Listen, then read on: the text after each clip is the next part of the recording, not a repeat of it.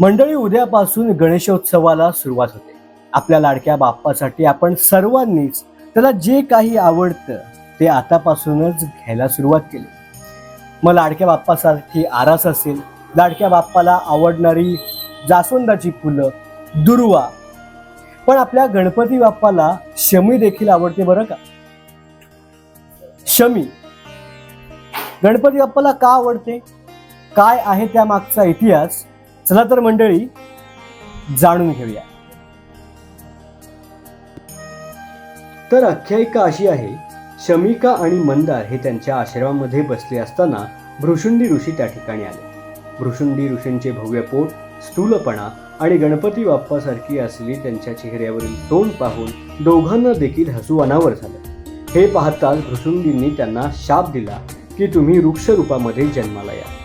त्याप्रमाणे ते दोघेही शमी आणि मंदार वृक्षामध्ये जन्माला आले. मंदार यांचे गुरु शौनक आणि शमीचे वडील और यांनी त्यांची दशा पाहिली आणि गणपती बाप्पाची तपश्चर्या सुरू केली.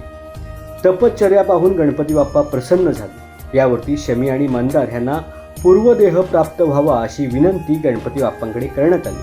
मात्र गणपती बाप्पांनी सांगितलं की भृशुंडींचा शाप मी खोटा ठरवू शकत नाही, परंतु आजपासून मंदार वृक्षाच्या पायाशी माझा वास असेल आणि मला शमीपत्री प्रिय होते. म्हणून मंदार वृक्षाच्या पायाशी गणपतीची मूर्ती स्थापन करतात आणि गणपतीला शमीपत्री हे अर्पण केले जाते. आणि तेव्हापासून गणपतीला दुर्वांसोबत शमीपत्री देखील प्रिय आहे, अशी ही आख्यायिका. गणपती बाप्पा मोरया.